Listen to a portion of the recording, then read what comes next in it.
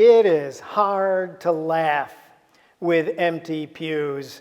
Laughing in church is important to me, and I miss it.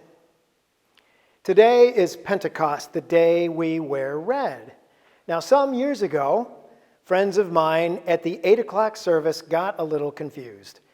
Eric and Judy Lane were away on Pentecost Sunday. They got mixed up, and they wore red on the Sunday after Pentecost. But my friend Dave Sargent was serving as an usher, and he said, well, they're just observing Canadian Pentecost. Now that story still makes me laugh years later, but it's hard to laugh with empty pews. We have had to become a virtual church, at least for a while. Physical distancing is now a big part of our life. Church leaders everywhere are trying to work with this. And some of us have been struck by the example of the Apostle Paul. When you think about it, he knew a lot about physical distancing. He started a whole bunch of churches, and he loved those churches and the people in them, but he could not always be with them physically. So what did he do? Well, he wrote letters. Lots of letters. And he stayed in touch with his parishioners this way. And of course, some of the letters are contained in our New Testament. If he were at work today, I have no doubt he would be working the phones, using email, sending cards and letters, and using the internet, because that's the kind of apostle he would be. We can do the same. Our bishop is saying that virtual church will not go away even after this COVID crisis. Even when we are able to meet again in a church building, we will need to keep on using these new ways of staying in community. I don't like it, but I think it's true. Not everyone will come back when we open up again. But we can stay connected using some of these ways we've learned to use in the past 3 months. I've been getting some emails that really warm my heart. Irma Thrall and Michelle Swartz are members of our 10 o'clock congregation, and they are the two coordinators of our Chow food pantry. They are doing fabulous work in keeping our shelves full of food ready to share. And you are part of that work too by your incredibly generous donations, especially in the last 3 months. Well, I got an email recently from Irma telling me that she and Michelle had gone shopping again with money that you donate to restock our shelves. I wrote back, and so did our office manager, Kathy Lisicki. We told them how lucky we are to have them in our church. We told them how terrific their work is on our behalf. And both of us wrote to them, "You rock." Irma wrote back, "Listen to what she said, because it's very wise." While missing the people and the activities of St. Mark's, the pantry is one way to stay physically connected. And here's the best part, she wrote. Besides, being able to serve does give one personal satisfaction. Amen to that. Serving others gives you satisfaction. People like this make me proud. St. Mark's likes to feed people even in a time of physical distancing.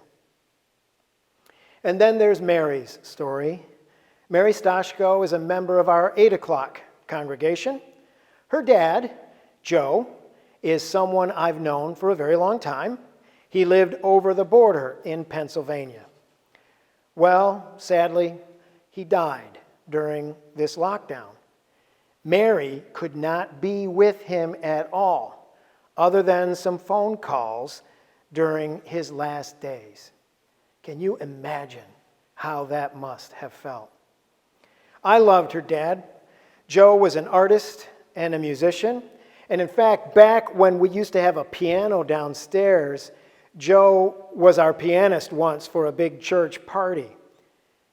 He had a wry sense of humor. During his last years, he was losing his memory, and he knew it. It bothered him. He was not happy about it, but he kept his balance.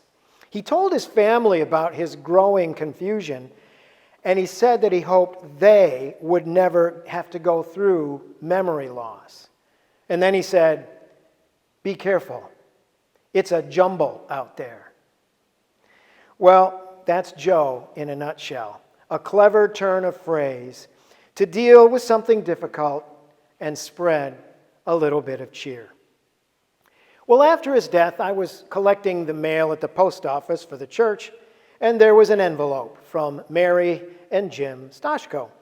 It gave me a lift because there was a return address sticker with a Snoopy cartoon, and they used a postage stamp with the Starship Enterprise. I'm a big fan of Star Trek and of Snoopy, so I shot Mary a quick email to say that their envelope had brightened my day. Well, Mary sent an email back, and I read it now to you with her permission. "I am so happy we lifted your day. I never knew stamps came in different flavors, at least not until I met Jim. When he buys stamps, it's always one for use and one for his collection. My dad worked for the post office, and I never knew anything about different stamps." Speaking of my dad working for the post office, God has everyday big jobs, listening, healing, etc. He also has little jobs, those God winks he doles out just every so often. After Dad passed, he went to the crematorium in Harrisburg. I wondered how he was going to get home again. I wanted to get him, but I knew that wasn't happening. I asked, but I did not get an answer. It seemed no one knew. Then, last Wednesday, I finally got my answer. Dad was home and would be there until we can have his service. I asked, how did he get home? The answer? He came in the mail. When he got to the post office, one of the clerks personally brought him over to his house. Coincidence? I think not. Just one of those little jobs that God does because he loves us so much and he knows our hurts and how to heal them. Have a super rest of the day, Father Mark. Cyber hugs and hellos to you and those you love. Mary.